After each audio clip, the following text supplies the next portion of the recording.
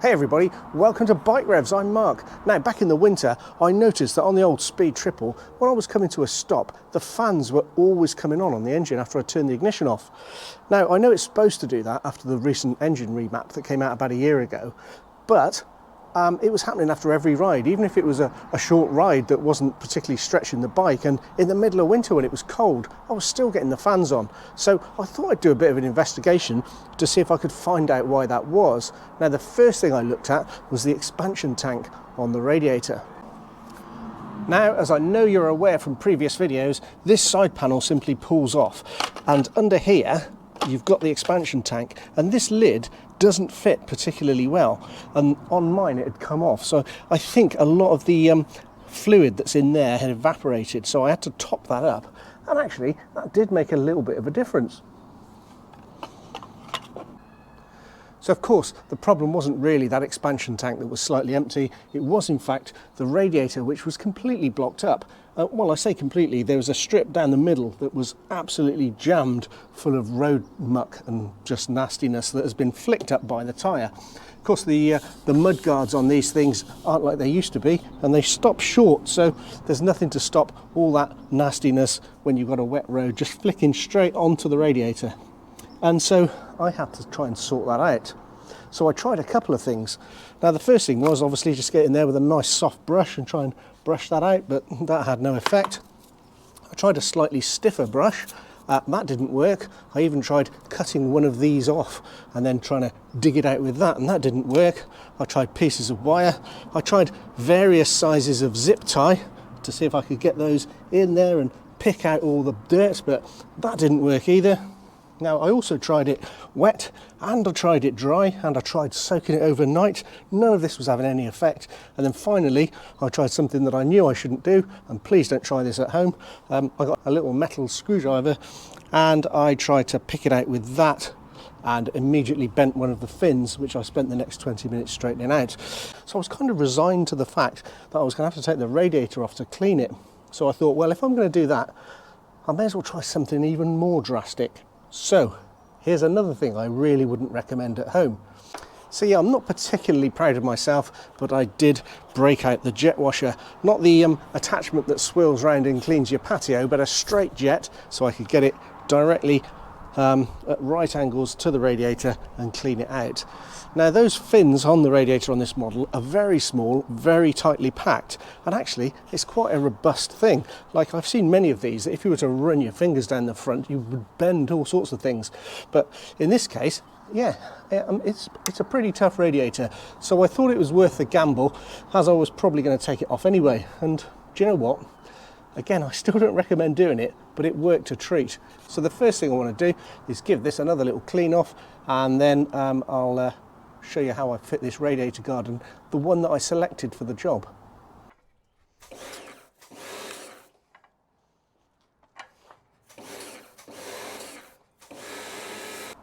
So again, I can't recommend using a pressure washer or a jet washer, whatever you want to call it. It just worked for me. Now, that said, I don't really know what the right answer is. So if you've got a way of cleaning out the radiators on these, please tell me, because obviously if you Google how to clean the radiator, you get lots of results about how to clean the inside of it, but not necessarily the outside. Anyway, all that's done now, and I've taken it for a quick spin to dry it off as best as I could. So now we come on to radiator guard selection. And once again, I'm slightly ashamed of myself, because what I did was I went onto AliExpress and I bought this thing. It cost me £17. Now, if I'd have bought that maybe 5 years ago, I know that what I would have got in the post would be a complete and utter piece of junk that would go in the bin, and then I'd have to buy something else. And I know that because I've been through that process several times. Now then, what actually happened was I ordered this thing and it arrived, I think, a week and a half later. I've got to say, it is a lovely piece of kit. It's very light, it's very strong. It's beautifully finished. The paint, or the powder coating, is fantastic. I can't fault it. There's a little bit of a blanking panel there, which is a clue to the fact that this is probably copied off something else, and that all they've done is delete the original maker's mark. So I was going to buy this and buy a proper one and then compare the two, but I'm just going to stick with this one. This leaves a kind of angel and a devil on my shoulders, because the angel's saying, Mark, you shouldn't really be lining the pockets of these state-sponsored Chinese mega factories and their relentless march towards global domination. On the other hand, the devil's saying it was 17 quid and the original's more like 70. So, well, I suppose if I am going to justify it, all I can say is if we buy these things from China, then it does force the Japanese and Western countries to start making things a bit cheaper. I might talk about that a bit more in a minute. So what we need to do then, get this thing fitted and be done with it. The only real problem I found with it is that it didn't come with any instructions, and you get these little rubber bungs that come in the packaging. The packaging is just a brown box, right? And then you get these little rubber bungs. Where do you put them? So I did a quick Google, and this thing is in fact a copy of the Evotech radiator guard. The Evotech comes in, as I say, £70. R&G's about the same price. You can buy one of these on eBay if you want from Britain. It's exactly the same as this. It will cost you 50, or go straight to the source. So anyway, I didn't know where these fitted. Luckily, Evotech put their instructions online, so I was able to just copy that. And the hardest bit about this whole process, I think, is getting these little rubber bungs through the holes in the grill and getting them to stay there, because that is a nightmare of a job. And I did that in the comfort of my kitchen, and I'll show you how I did it with a little piece of string and a bit of lubricant. So let's cut to that, and then we'll fit this thing. So if you've ever seen anybody fit a windscreen, well, this is where I stole the idea from. So I've got a piece of thread which I'm putting through the hole. This is actually a very strong piece of wool. I think it must be nylon. And then I loop it round the little recess in the rubber and then pull it tight. And then the next thing to do is squirt a little bit of lubricant on there just to ease its passage, and then grab hold of that piece of thread on the other side and start pulling. And you do have to pull it really hard, and then once that thread comes through, it will pull the rubber through with it. So that's the plan, and if we keep pulling, you can see I'm having to use quite a lot of force, and there we go, it's through. So that was the easiest way I found to do it. So I'm hoping this is the world's easiest job. Having fitted those little rubber bungs to the guard, all I need to do is take off 2 bolts from this side, Allen bolts, and the same on the other side. I don't think I need to take the indicator off, so I'm going to grab myself an Allen key, and first time he chooses the right size. Now, just while I'm doing this, I've got to tell you the story that I took the bike for a service about 2 weeks ago. And it was 300 quid cheaper to go to Stratford, so I rode all the way to Stratford, which is about an hour away. And after about an hour, they phoned me up and they said, "Hey Mark, we've given your bike a good check over, and guess what? Your brake fluid is 3% moisture. 3% moisture." And I said, "Is that good?" And they said, "No Mark, it's very bad. It's a red flag and we really need to swap it out. And we need to do that anyway because it's 2 years." So I said, "Fine, do that," and it ended up costing me £100 to have that done. So all the money I'd saved, I spent anyway. Not to worry. Anyway, while we were in, I was given a courtesy bike. Not a speed triple, there was one there, but it wasn't available. And it wasn't even a speed twin. It was in fact a speed 400. Now, I've ridden the Scrambler 400 before, and quite honestly, I didn't like it. It felt cheap. It didn't go very quick. So I wasn't too excited, but actually the Speed 400 was a really nice bit of kit. I've got to say, it went really well. And me and my mate went bombing off around the countryside. We had breakfast in Pat's Baps, a nice little place.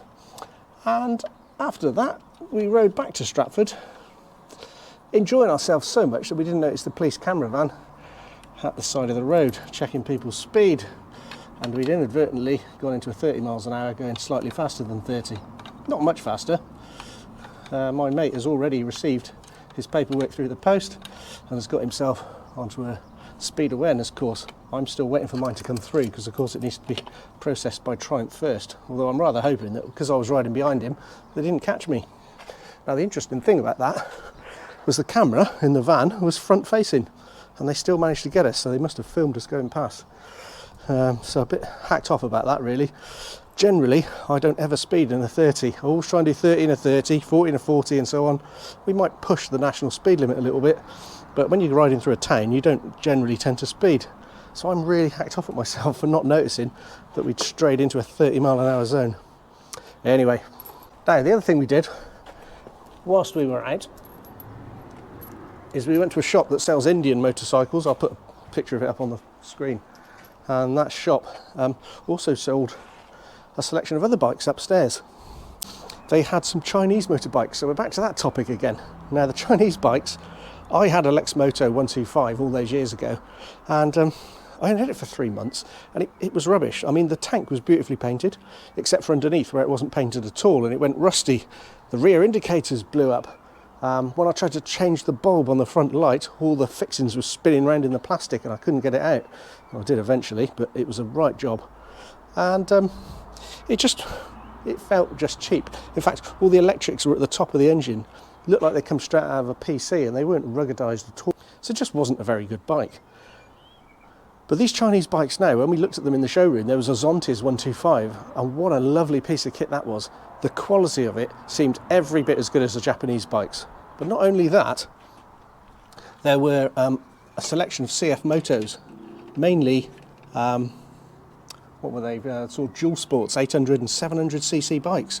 So the Chinese have gone into that market now, and those bikes, let me tell you, the quality of them was excellent, and they come with like a 4-year warranty. I tell you what, I wouldn't mind spending an extra maybe 1,000 or 2,000 on a Japanese bike instead of a Chinese one, but the savings are just so big when you consider how much they are that it's very hard to ignore them. Anyway, I've got to get this on now. Ooh. And that's looking about right. Well, job done. I might have to take it all back what I've just said about Chinese engineering. I mean, it goes on, it fits, so these all line up properly and everything, but the curvature of the radiator guard itself is such that there's quite a big gap between it and the actual radiator. I don't suppose that mind, it's not rattling or anything like that. You know, it's pretty solid, but there is quite a lot of space. You can get your hands right up behind it. Those rubber bungs that I spent so much time fitting don't touch anything, and they're nowhere near. So perhaps that wasn't the best, and I may well have to go and purchase an original one to see if it's any better. 10 minutes later, I removed this radiator guard because it quite simply didn't fit. You can see here my fingers fit up behind it, the little rubber bungs aren't doing anything, and when I stood back and looked at the bike, it clearly was out of place, and it's just not good enough for a bike like this. One of the other things was the fact that at the top there, you can just about see it, the stainless brake pipes are actually rubbing against the guard, and so it's just going to have to go. Now, a couple of days later, this arrived in the post. It's the Evotech radiator guard, and this one I bought from SP Engineering, a good honest British firm which I trust, so I know this is an Evotech and not some sort of copy. Now, on the surface of things it looks pretty similar to the old one, but when we start to compare them in detail, they are actually quite different. So let's go through it. First of all, this one is 40 grams lighter. You can feel it, it's physically lighter. The other thing is the mesh. Now, they're both hexagonal meshes, but this has got far more holes than the other one, and if you hold it up to the light, you can see that there's a lot more light shining through that one, so there's going to be much better airflow on the new version. The reason is that the mesh itself is actually quite thick on this one, whereas the new one it's very fine, despite the fact that it maintains its strength and rigidity. Other things that are different are the fact that the edges are beautifully curved on this. The holes at the side are drilled in the correct place. It's 5mm shorter that way, so it fits properly. And these edges are much finer as well. So, all in all, this is a much better product. Now then, the other thing is these little rubber bungs that go in the back of it that stop it bashing into the radiator. On the original, you remember how difficult they were to fit. Well, what I was trying to do was get a round circle into a hexagonal hole, and it was really difficult. However, on this one, they've drilled out where the bungs go with these little round holes so that they will fit properly. Now, not only that, but these things themselves that go in there, these are actually made of rubber and have got a lot of cushioning properties so that won't hurt the radiator. On reflection, these are actually quite hard and plasticky, so they're not really going to do an awful lot. So, was it worth it? Well, I think definitely, just purely from an airflow point of view, it's worth getting the Evotech at £70. It is still a little bit steep, I feel, but nevertheless, that's the one I'm going to be putting on my bike, and that's the one I should have bought in the first place. So let's just make sure it fits, get that onto the bike, and then we'll see how we go.